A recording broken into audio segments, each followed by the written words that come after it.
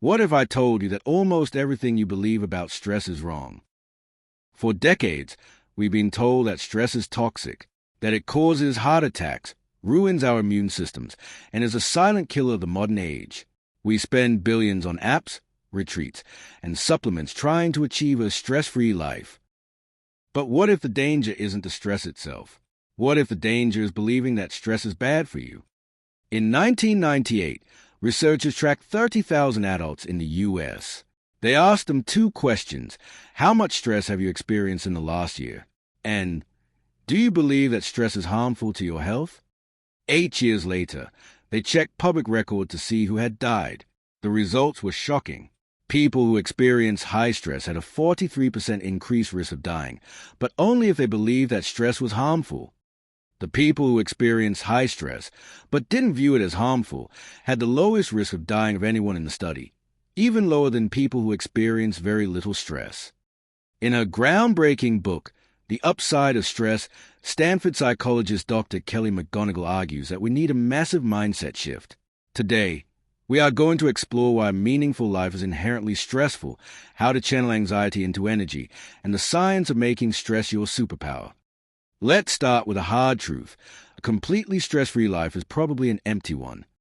McGonigal points to a Gallup poll that asked over 125,000 people from 121 countries if they experienced a great deal of stress yesterday. The countries with the highest stress levels, like the U.S. and the Philippines, also had higher GDPs, longer life expectancies, and higher life satisfaction.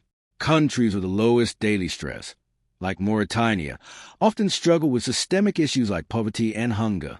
Dollar visual, split screen. Left side, someone looking bored on a couch. Right side, someone intensely focused on building a business or holding a crying baby. This is the stress paradox. High stress often correlates with a highly meaningful life. Think about the things you care about most. Your career, your family, your passions. Are they easy? No. Having a child is incredibly stressful. Starting a business is terrifying, but you wouldn't trade them for a blank, easy existence. McGonigal says, stress happens when something you care about is at stake. It's not a sign to run away. It's a sign to step forward. The problem is, when we try to avoid stress at all costs, anything that causes friction starts to look like a failure. If your marriage is stressful, you think it's broken. If your job is hard, you think you're in the wrong career. But stress isn't a bug in the system. It's a feature of a life well lived. Okay, but what about the physical damage? We know stress releases cortisol and adrenaline. Isn't that bad for our hearts?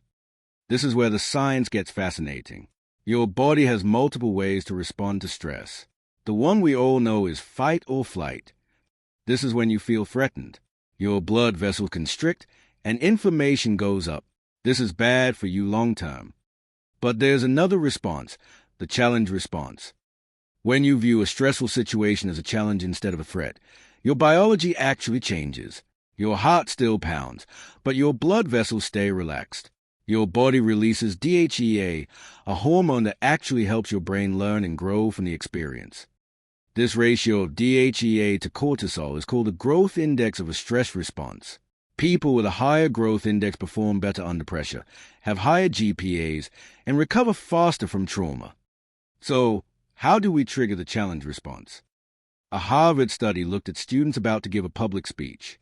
They told half the students to repeat, "I am calm." They told the other half to say, "I am excited." The students who tried to calm down performed terribly. They fought their body's natural energy. The students who said, "I am excited," channeled that nervous energy into enthusiasm.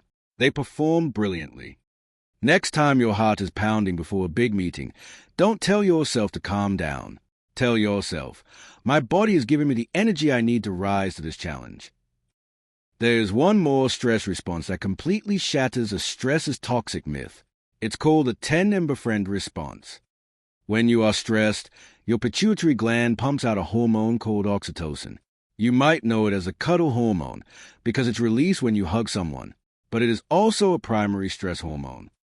Why would your body release a social hormone when you're stressed? Because your biology is literally pushing you to seek support. It wants you to tell someone how you feel. And here's the incredible part. Oxytocin is a natural anti-inflammatory. It helps your blood vessels stay relaxed during stress, and it actually helps your heart cells regenerate and heal from any stress-induced damage. Your heart has receptors specifically for this hormone, meaning your stress response has a built-in mechanism for resilience, and that mechanism is human connection. When you feel overwhelmed, the worst thing you can do is isolate yourself. Helping someone else, or asking for help, physically protect your heart from the negative effects of stress. We cannot control the stressful events that happen to us, but the upside of stress proves that we can choose our relationship to that stress. If you believe stress is your enemy, it will destroy you. But if you view stress as a sign that you care, as energy to help you perform, and as a signal to connect with others, it becomes a catalyst for growth. I want to leave you with this question. Think about a stressful situation in your life right now. How can you reframe it from a threat into a challenge? Let me know in the comments below. If this video changed the way you think, hit the like button and subscribe for more insights into the books that can upgrade your mindset. Until next time, embrace the challenge.